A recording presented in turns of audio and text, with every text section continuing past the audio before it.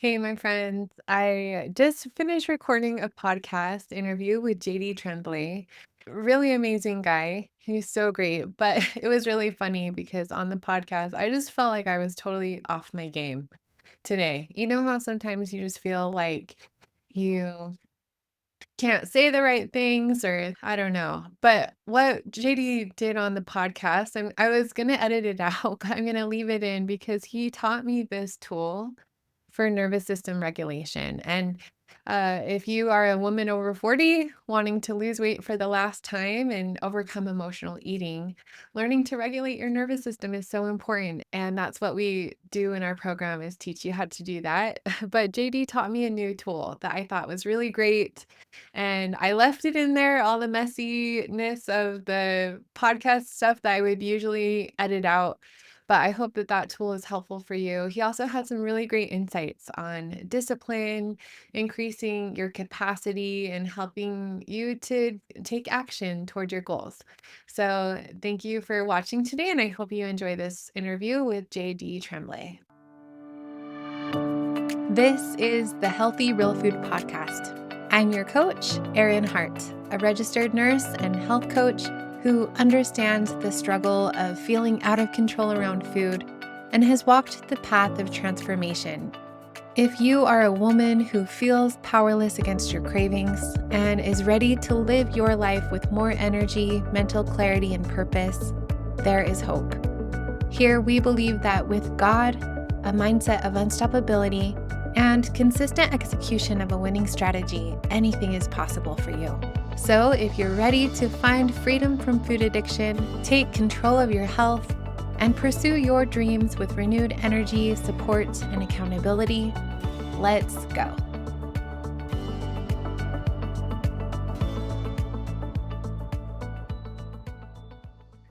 Hello, everybody. Welcome to the Healthy Real Food Podcast. Today I have JD Tremblay, and I'm so excited to have you on the podcast, JD. Thank you so much for coming on. Yeah, thanks, Erin, for having me. Yes. Well, tell us a little bit about yourself and what you do. Yeah, I'm JD Tremblay. I am an integrated engineer and a certified naturopath practitioner, and also an ultra triathlete. I am the director of high performance at the Hungry Warrior Academy, where we help men uh, build structure physically, mentally, and also spiritually through our DECA system. Oh, that's amazing. That's great. Really similar to what we do here. You're geared more toward men, and we're our audience is more toward women, but I love it, and because the principles apply to all of us. And so how did you get into this work, and what makes you so passionate about this? I grew up in the northern part of Quebec, joined the military. I was 17 years old, and I was bullied as a child. Parents got divorced, and so I understood it was an unhealthy environment. I removed myself from that environment by going into the military. In the military, I saw a lot of individuals who were undisciplined, and then I saw a lot of people who were disciplined, which is it was a different mindset that I adopted once I joined and I saw it because as a civilian, I thought all military members were disciplined. Hmm. And then I discovered that it's the structure and the systems that the military give you. And then if you follow it, then the byproduct is the discipline. So they don't just give you discipline once you join, they give you a structure and a system. If you follow it, then the discipline ensues. Yes. Yeah. And you have such a great perspective, your experience in the military and as an ultra athlete. And I think that discipline is such an important characteristic for all of us to develop on a healthy real food lifestyle transformation. I mean, in our modern food environment, there's it, you know, we have uh we have sorry, JD. Oh gosh, it has really been a day. I will edit this out. But sorry, we have like a lot going on here. Yeah. My uh My mother-in-law's like on hospice and we're just taking care of her and today's just been a day. So I'm so sorry I'm kind of off my Yeah. game. You know how to just reset the nervous system? Oh, yeah. Well, tell us a little bit about Yeah, that. okay.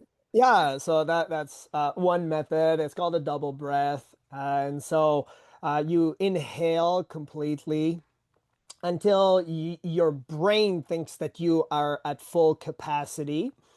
Not that your brain is at full capacity, but your brain thinks that your lungs are at full capacity. I understand anatomy. And Right, then, right. so you think that you're at full capacity. And then once you believe it, then you're going to, again, stop at full capacity, inhale again, because we know that we're not going to our full capacity. Okay. Right. And then you're going to hold for two, and then Hmm. you're going to release it slowly. Okay. And Mm. so we can do it together. And so you Yeah, that would be great. Thank you. all the way in. And then once you reach the end, again, one, two.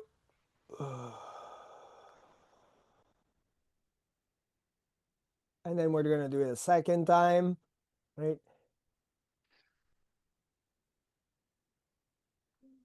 I'm at full capacity. Again, inhale, one, two.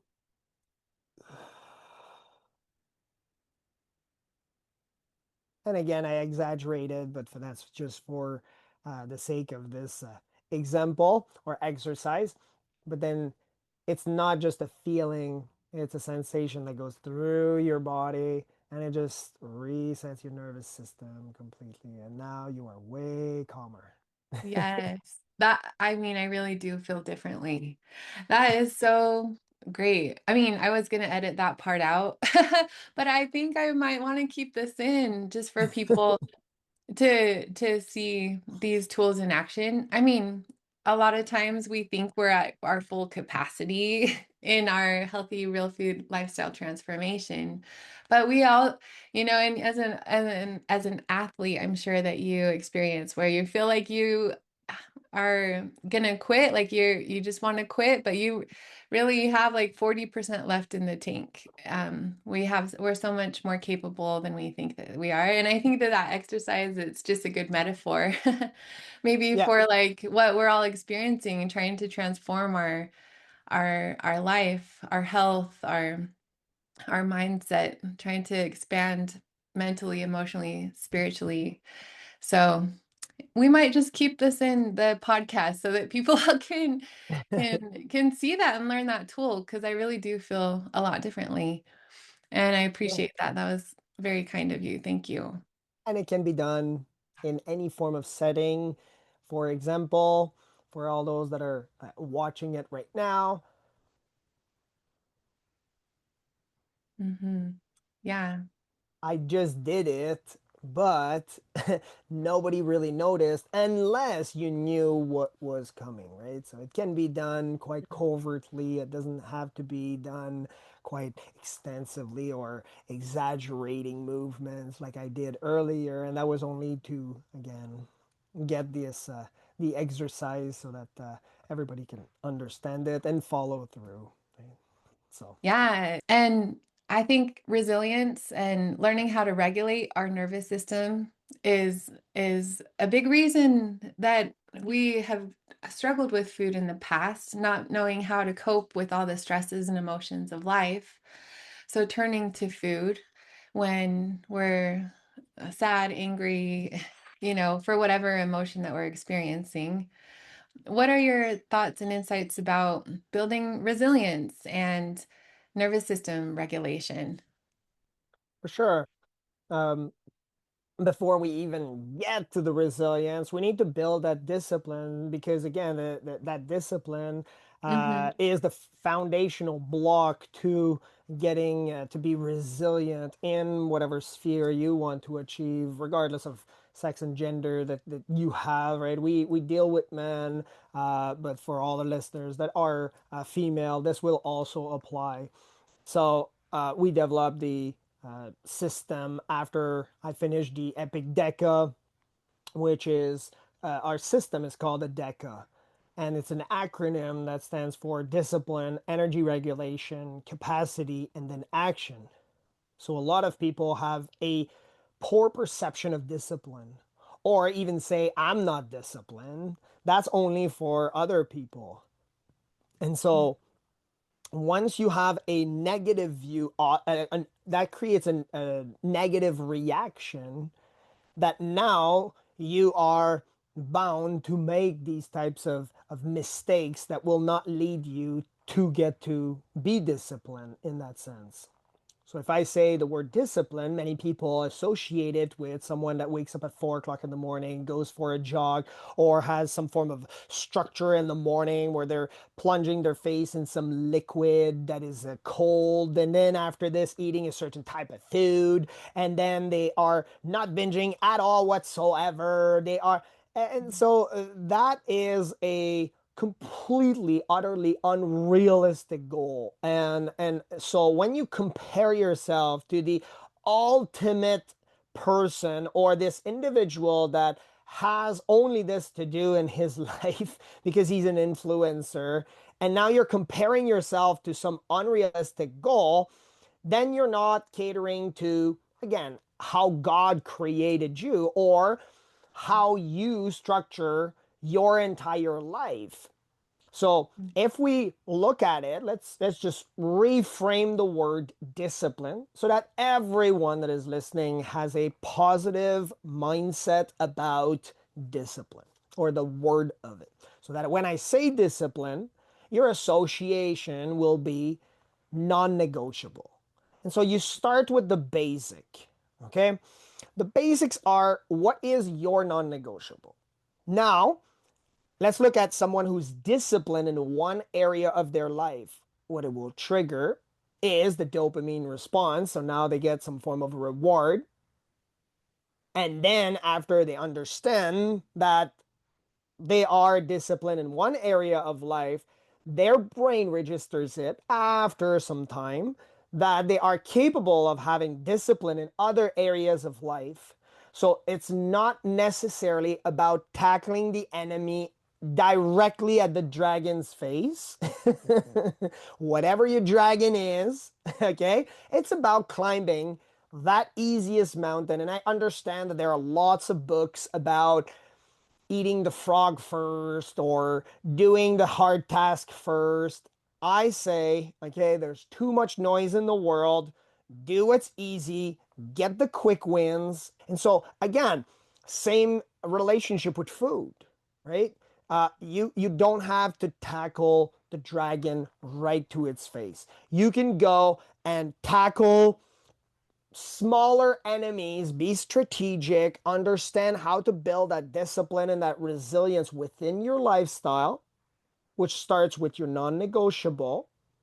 And your non negotiable, as I said, can be yours and it can be shared with others, which now you're creating some form of community of like-minded individuals. And so you're going to discover your community, you're going to discover a certain level of discipline, and then you tackle, because the hardest level that you can reach is food. So that is a major uh, dragon, so to speak, if I use that analogy. So by tackling it directly, you're setting yourself up for failure. So Mhm. by going back to the non-negotiable, by finding that non-negotiable, by saying, I'm going to listen to Erin's podcast. JD was on it and he said, find my non-negotiable. You get a pen and a paper. Don't use AI. AI is just regurgitating whatever is placed in it. You are creative. You are capable of finding it. Find your capacity, pen and paper, old style, fine. Just write down, what is my non-negotiable? What am I good at? What brings me that sense of accomplishment in a day? What could it be? It's a different way of looking at discipline, which, if I circle back to the beginning, is a positive view of the word discipline. Because now that I say discipline, you're saying, well, that's my non-negotiable. And my non-negotiable, as JD Tremblay, is fitness. I think a lot of people, and tying this into a healthy real food lifestyle transformation, they just feel like, okay, I can't stick to that. I'm not disciplined enough. And I think that if we can just break it down into small, actionable steps and progress over perfection, you don't have to be perfect at everything all at once. But if you can start small, like what's one area that you could start to make progress toward? And what's the non-negotiable that you could start with? And then you gain momentum as you start taking action. It's kind of like reprioritizing your life into what is the most important for me right now, and how can I start moving toward that goal that I have. So, yeah, those quick wins, that is so important. Like not trying to tackle the thing that's hardest for you right now, but what can I just do to start turning my trajectory in the way that I'm wanting to go. Exactly. And then you get to build we have the energy regulation as part of the DECA system, which is the way that now you get to fuel the engine properly towards that goal. So now, not only do you have that non negotiable, which for me is fitness. So if it's fitness, generally it's in the morning that I would do my workout. And so if I'm doing a workout in the morning, then I understand, well, this is how I need to fuel in the morning. So it's all really about just taking action and starting to take action, deciding what you want, starting to take action toward it. And just to me, discipline is just consistent execution of something that you decide to do. And it doesn't mean that you're being perfect at it. I think a lot of people fall into all or nothing thinking, like they have to be perfect at it to continue to do it. But no, I think that we have to make room for being bad at it at first. And we get better over time. Yeah, exactly. And a lot of people are talking about it and not doing action. You will notice as soon as you start taking small action, as you said, Erin, that a lot of people, you will overdo a lot of people just by taking these small steps. Because a lot of people are just talkers and they're not doers. And so by taking these small steps, these small action, you will see a significant improvement and change. Hmm. So if you had, I mean, on our podcast, we're talking to ladies who are over 40 years old. They have kids, grandkids, very full, busy lives. It's hard sometimes to prioritize your own needs. I think some of us like lack self-trust, having made goals and then, not followed through with what we had committed or promised ourselves that we would do. But we can rebuild that trust too. I think discipline is is a way that we can rebuild our trust, and just starting small, starting with one thing, not trying to change 10 things all at once, but just starting small and then gaining that momentum with time. You talked about resilience and nervous system regulation. At the beginning of our call today, you did help me to do an exercise for nervous system regulation. Like, what role does that have in achieving a big goal or in being resilient? How do you use nervous system regulation to help you? Well, many people think that high achievers and high performance is all about go, go, go, all the time being at the top and being sharp. And what I discovered, especially after the Epic Deca and all my system crashed, it was about regulating it properly by recovery. And so recovery plays a huge factor, having proper sleep cycles, understanding that naps during the day are not just for kids, they are for individuals that might be overloaded. Not only at the physical level, but it might also be at the cognitive load that they are not producing. And for me, the tools I use is about meditation, regardless of the faith that you have. I'm a Christian, so definitely for me it's about Jesus. But for others, it might be about um, other walks of life. Meditation is a wonderful tool to regulate your nervous system, and the study shows that it's a minimum of 12 minutes to reach that stage. So I would recommend a minimum of 12 minutes of meditation, whether it's active meditation where you're going on a walk, or you are doing a passive meditation where you are either actively thinking about your breathing or you are allowing free thinking. For me, I don't do the precise meditation, which is the passive way of thinking about my breathing. I do more of the passive way where I just allow my brain to restructure my entire day before I start so that I can get 100% of who I am to the world. Mm, beautiful. Meditation is such a powerful tool. And our breath is something that's with us all the time. Like we can regulate our nervous system no matter where we are or what situation we're in. And that's one of the things I think we try to really teach our clients is nervous system regulation, because a lot of reasons that we turn to food or we binge is because our nervous system is dysregulated and it's trying to get back to regulation, but we turn to food or other unhealthy things like scrolling or shopping.